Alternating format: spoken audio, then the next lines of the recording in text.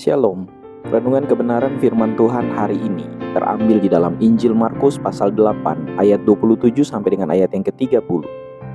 Judul renungan hari ini, siapakah Yesus? Menurutmu siapakah aku ini? Yesus masih menanyakan pertanyaan itu sampai sekarang kepada setiap orang. Ada begitu banyak jawaban di luar sana yang bisa kita pilih.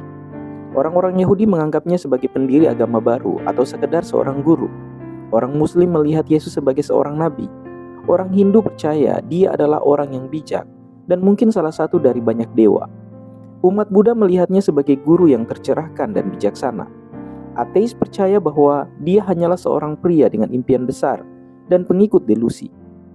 Orang agnostik mempercayainya sebagai mitos atau cerita pengantar tidur.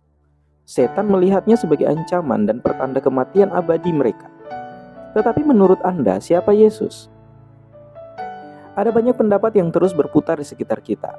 Jika kita membiarkan opini semua orang melekat pada perasaan kita akan tertindas dan menjadi paranoid. Kita tidak harus setuju dengan pendapat orang, dan kita tidak perlu meminta maaf atas apa yang kita yakini. Kita tidak perlu berdebat atau menjadikan keyakinan kita sebagai tontonan. Kita hanya perlu menyatakan keyakinan itu dengan berani dan hidup sesuai dengan tujuan kita. Jika kita percaya Yesus adalah anak Allah dan Mesias yang datang untuk membayar harga jiwa kita, orang-orang seharusnya bisa melihatnya. Apakah ini berarti kita menyimpan iman kita untuk diri kita sendiri? Tidak. Matius 5 ayat 14-16 memberitahu kita, kamu adalah terang dunia, kota yang terletak di atas gunung tidak mungkin tersembunyi. Lagi pula orang tidak menyalakan pelita lalu meletakkannya di bawah gantang, melainkan di atas kaki dian, sehingga menerangi semua orang di dalam rumah itu. Demikianlah hendaknya terangmu bercahaya di depan orang, supaya mereka melihat perbuatanmu yang baik dan memuliakan Bapamu di sorga. Menurut Anda siapa Yesus itu? Jika dia adalah juru selamatmu, rajamu, dan Tuhanmu, maka hidupmu harus mencerminkan terangnya.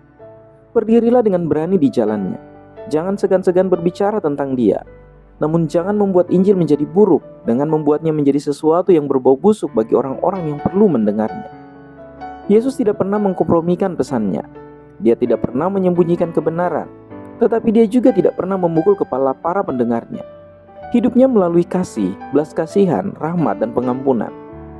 Jika Roh Kudus berdiam di dalam kita, sebagaimana cahaya menarik perhatian ngengat, pesan Injil yang murni menarik orang-orang terluka di dunia.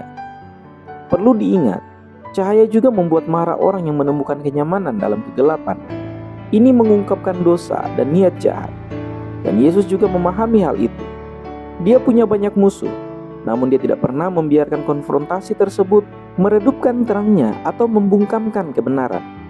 Dia mendengar tuduhan-tuduhan fitnah tersebut, namun tidak membiarkan tuduhan-tuduhan itu mengeraskan hatinya atau mengubah pesannya.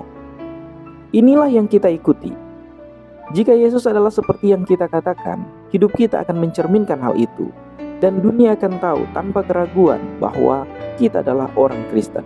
Kiranya Tuhan Yesus menolong dan memberkati kita semua.